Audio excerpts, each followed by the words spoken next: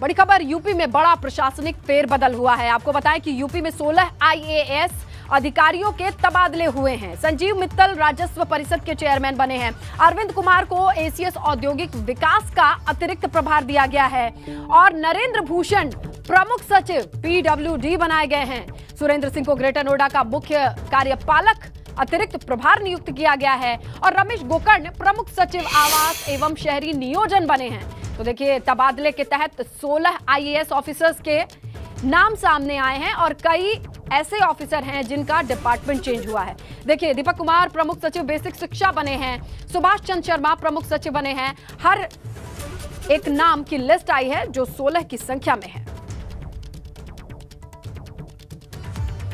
तो आइए इन सभी ऑफिसर्स के नए पद और स्थान और डिपार्टमेंट की आपको पूरी जानकारी दिए देते हैं। जहां शुरुआत करते हैं संजीव मित्तल से। राजस्व परिषद के ये चेयरमैन बने हैं। इसके बाद नाम आता है अरविंद कुमार का, जो कि एसीएस औद्योगिक विकास का अतिरिक्त प्रभार इनके पास पहुंचा है। अगला नाम है नरेंद्र भूषण का, जो प्रमुख सचिव पीडब्ल्यूडी बनाए गए हैं। अगला नाम है सुरेंद्र सिंह तोमर का और इन्हें ग्रेटर नोएडा मुख्य कार्यपालक अतिरिक्त प्रभार की जिम्मेदारी दी गई है। अगला नाम रमेश गोकर्ण का है, जो प्रमुख सचिव आवास एवं शहरी नियोजन बने हैं। फिर आगे बढ़ेंगे, बात करेंगे दीपक कुमार की। ये बने हैं प्रमुख सचिव बेसिक शिक्षा। फिर सुभाष चंद्र शर्मा का नाम आता है, जिन्हें प्रमुख सचिव प्राविधिक शिक्षा का एक जिम्मेदारी दी गई है। सुधीर गर्ग अगला नाम है, जिन्हें प्रमुख सचिव राजस्व बनाया गया है। रजनीश दुबे हैं, जिसे एसीएस दुग्ध विकास और मत्स्य विभाग की इन्हें जिम्मेदारी दी गई है।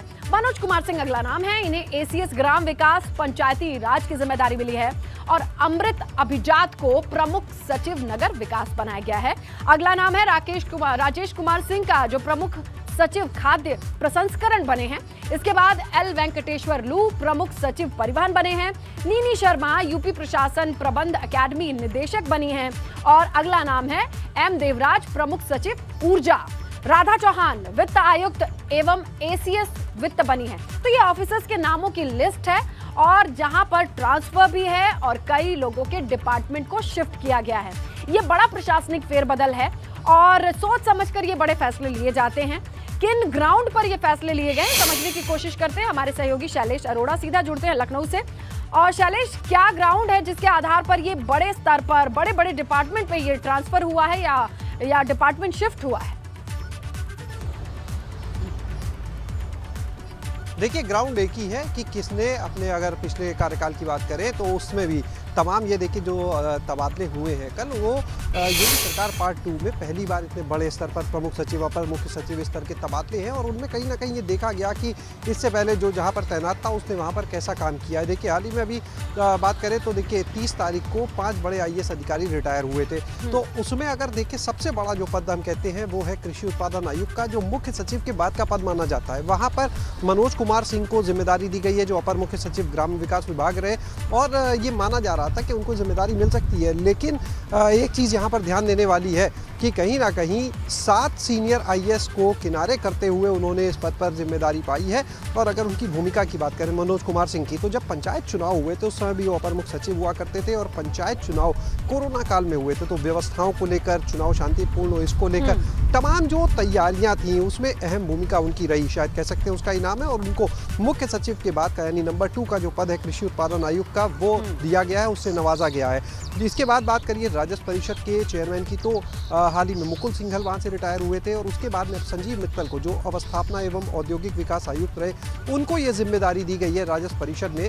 इससे पहले अगर बात करें औद्योगिक अवस्थापना विभाग से पहले संजीव मित्तल जो है वो वित्त विभाग में भी रह चुके हैं और सीनियर आईएएस ऑफिसर हैं, उनको बड़ी जिम्मेदारी दी गई है राजस्व परिषद में।